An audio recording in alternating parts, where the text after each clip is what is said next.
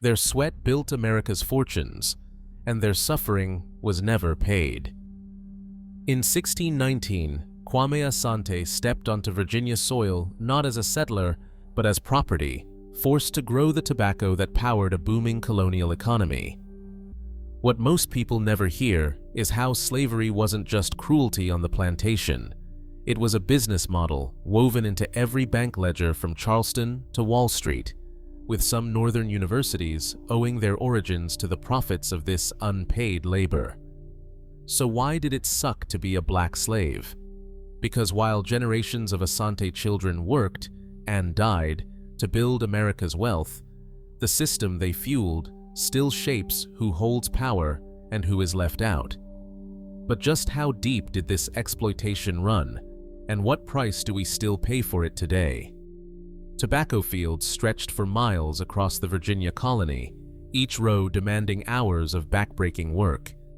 In 1620, a single pound of cured leaf fetched a price that made fortunes for planters, but every dollar earned came at a human cost. Kwame Asante and hundreds like him spent their lives planting, tending, and harvesting tobacco under threat of the lash. By the late 1600s, annual tobacco exports from Virginia and Maryland exceeded 20 million pounds, turning the Chesapeake into the wealth engine of colonial America. Mortality among enslaved workers was staggering. Disease, exhaustion, and violence meant that few survived long enough to see old age. Farther south, Kofi Asante labored in Carolina's rice fields. Rice, known as Carolina gold, required expertise brought by enslaved Africans from the Senegambia region. Their knowledge of tidal irrigation and planting transformed swamps into some of the most profitable land in the colonies. By 1740, Charleston exported nearly 43 million pounds of rice a year.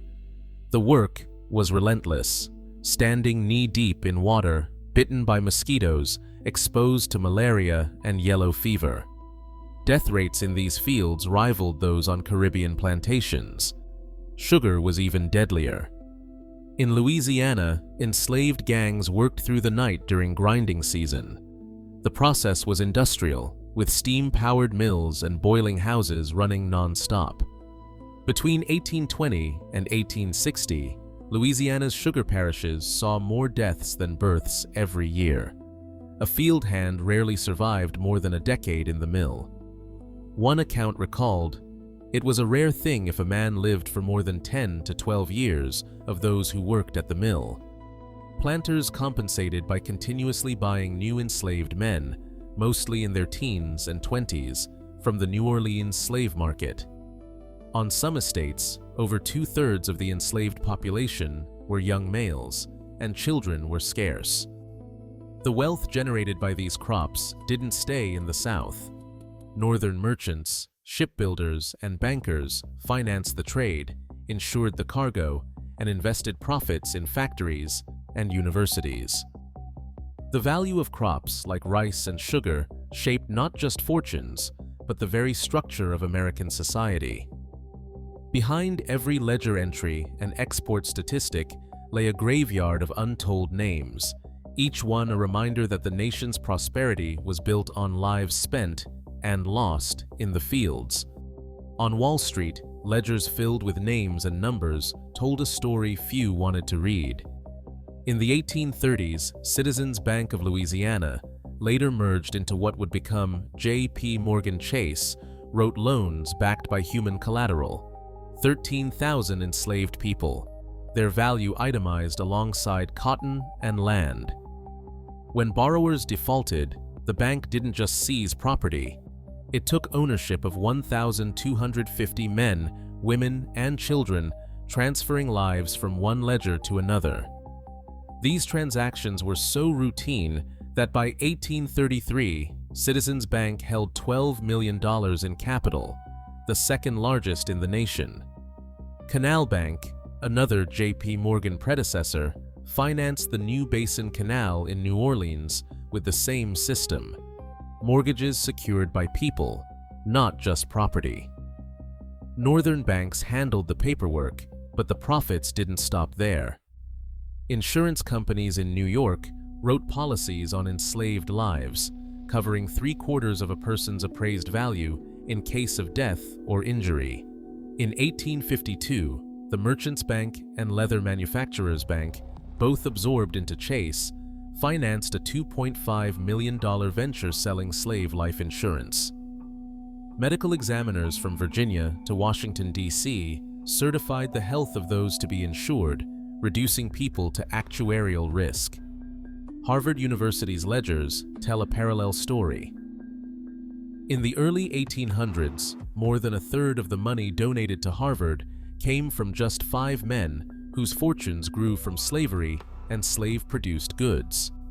The Perkins family, for example, traded in Caribbean sugar and human beings, then funneled $20,000 to create the Perkins Professorship in 1842.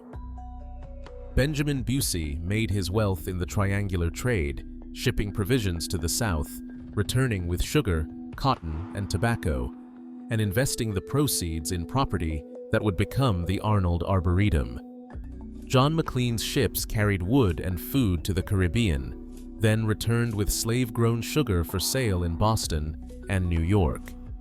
Abbott Lawrence's textile mills spun Southern cotton, while Peter Brooks insured ships running between New England and Caribbean slave islands. Bank records from Kentucky document how enslaved people were mortgaged, sold, and resold to cover debts. In 1819, 19 enslaved people secured a $4,500 loan. When the borrowers defaulted, they were auctioned off to satisfy creditors. Louisiana's notarial archives record every sale, mortgage, and transfer, each line a reminder that Northern prosperity was built on the backs of the enslaved. Even after emancipation, the dividends kept coming. Harvard's endowment and the fortunes of New York's financial houses grew from these early investments, compounding wealth across generations, while the people whose lives built it remained in the margins of the books. In Philadelphia, delegates gathered in the summer of 1787 to draft a new constitution, but the question of how to count people like Amma, enslaved, unfree, and without rights, became a bargaining chip. Southern delegates demanded that their enslaved populations be fully counted for congressional seats, even though those same people had no say in government. Northern delegates pushed back, arguing that only free citizens should count. The result was the 3/5 clause. For every 5 enslaved people, 3 would be counted toward a state's population total. This formula inflated Southern power in the House of Representatives and, by extension, the Electoral College. In 1793, slaveholding states held 47 out of 105 seats, 14 more than they would have had based on free population alone. That extra weight tipped the scales in presidential elections, Supreme Court appointments, and every federal law that touched the future of slavery. Amma's name was never on a ballot, but her body was tallied in the census, packaged into political clout for her enslavers. The same constitution included the Fugitive Slave Clause, binding even free states to the business of returning runaways. Article 1, Section 9, locked in the transatlantic slave trade until 1808, guaranteeing a steady influx of forced labor for another 20 years. These clauses weren't afterthoughts. They were written into the nation's blueprint, ensuring that property and people shaped the very bones of American democracy. The effect was immediate and measurable. Virginia, with nearly half its population enslaved, gained a dozen extra electoral votes in the first presidential contest. Thomas Jefferson's path to the White House in 1800 ran straight through the 3/5 calculation. Without it, he would have lost to John Adams. Every new state admitted to the Union became a battleground over how many more seats, how much more leverage could be wrung from counting people as property. For Amma and her children, the law made clear. Their presence strengthened the hand that held them captive, while denying them even the most basic recognition as citizens. In the ledger of American democracy, the math was always political. Seats in Congress, the size of the Electoral College, and the balance of national power all rested on the forced inclusion of those who had no rights at all. The Constitution's careful arithmetic turned human bondage into federal advantage, a system that would echo in every debate, every law, and every election for decades to come.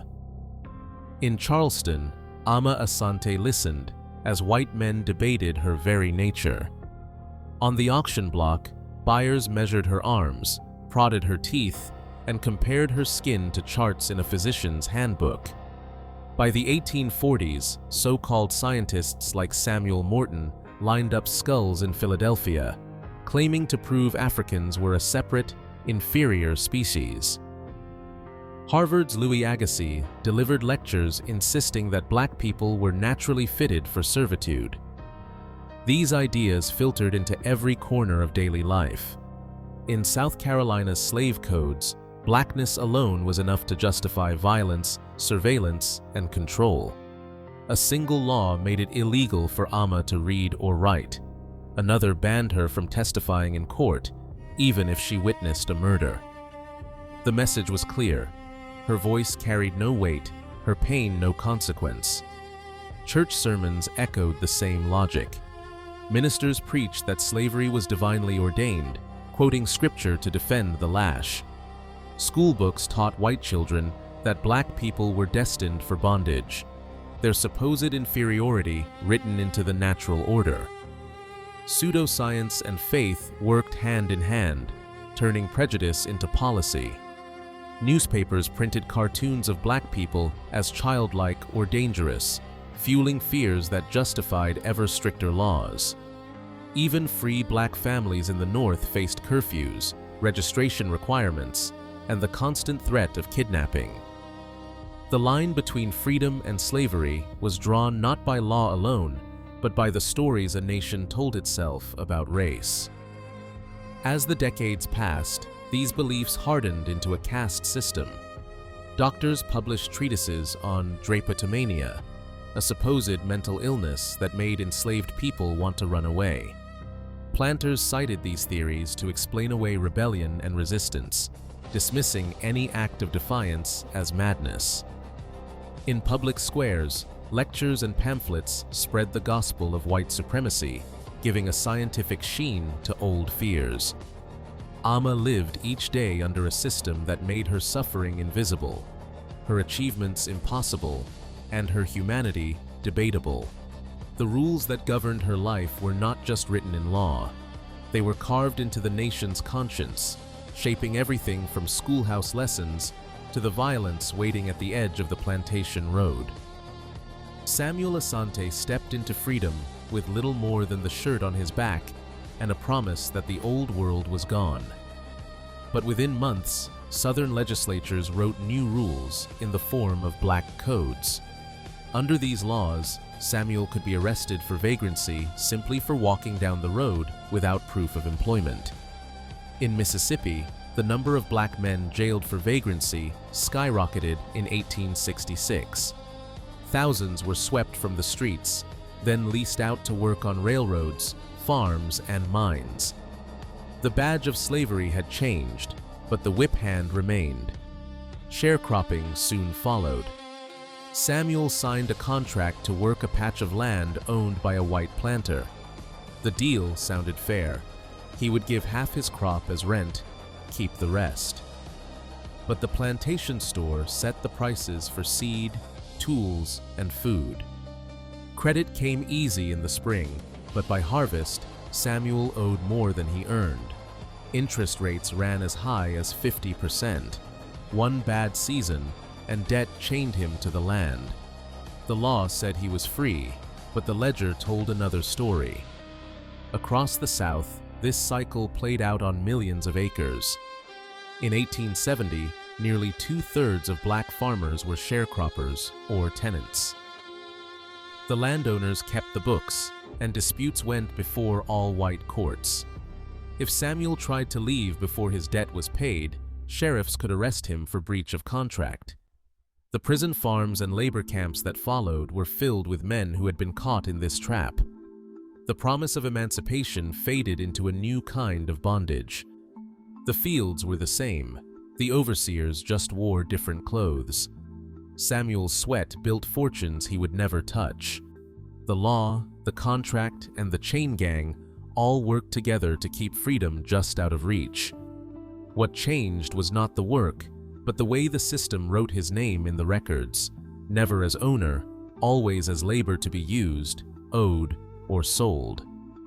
By 1896, the Supreme Court stamped approval on racial separation with Plessy versus Ferguson, declaring separate but equal the law of the land. This ruling didn't just affect train cars or schools. It gave a green light for cities and states to draw invisible lines everywhere.